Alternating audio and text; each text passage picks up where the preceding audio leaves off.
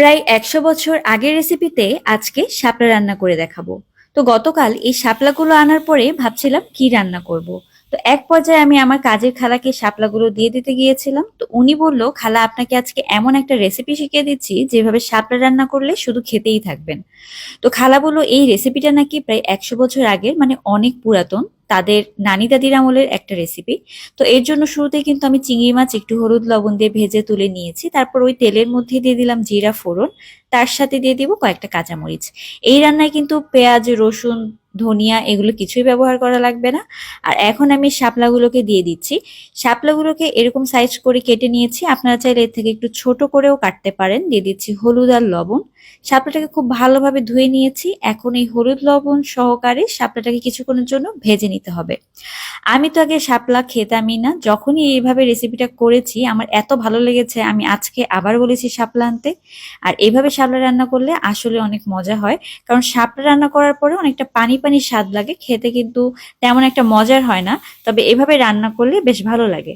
এরপর আমি ঢাকনা দিয়ে রেখেছিলাম। ঢাকনা দিয়ে রাখার পরে শাপলা থেকে ভিতর থেকে যে পানিটা সেটা বের হয়ে গিয়েছে। শাপলা রান্নায় কিন্তু এক্সট্রা ভাবে পানি ব্যবহার করা লাগে না, শাপলার ভিতর থেকে যে পানিটা বের হয় সেটা দিয়ে খুব ভালোভাবে সেদ্ধ হয়ে যায়। তো আমি কিছুক্ষণ ঢাকনা দিয়ে রেখেছিলাম, আর ঢাকা দিয়ে রাখার পরে কিন্তু অনেকটা পানি বের হয়েছে। এখন এই পানিটাকে একদম ভালোভাবে যখন শুকনা শুকনা করে নিতে হবে, যতক্ষণ না পর্যন্ত পানিটা শুকিয়ে যায়।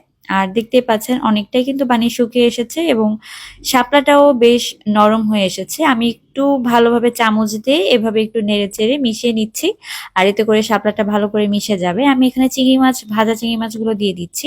এর থেকে ছোট সাইজের চিংড়ি মাছ হলে কিন্তু এই রান্নার স্বাদ আরো ভালো আসে। আমার বাসায় এরকম সাইজের চিংড়িগুলো ছিল, আমি এটা দিয়ে শাপলাটা রান্না করেছি। তবে আপনারা একদম গুঁড়া চিংড়ি যেটা সেটা দেওয়ার চেষ্টা করবেন। তো এখন আমি আবার ভালো করে আরেকটু নেড়ে দিচ্ছি। শাপলা ভাজি কিন্তু এভাবে করলেও খাওয়া যায়, তবে আমি আজকে আপনাদের যেভাবে দেখাচ্ছি এভাবে করলে কিন্তু স্বাদটা বেশ ভালো পাওয়া যায়, অনেকটা মাখা মাখা টাইপের হয়।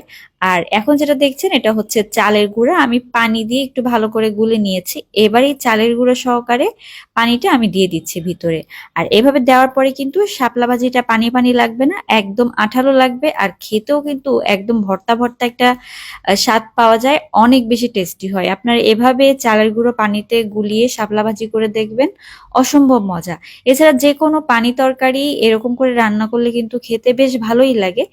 আর এটা রান্না করার পরে আমার এত ভালো লেগেছে, খেয়ে একেবারে ভিন্ন ধরনের একটা স্বাদ, আর এক্সট্রা বেশি মশলা কোনো ব্যবহার করা হয় না।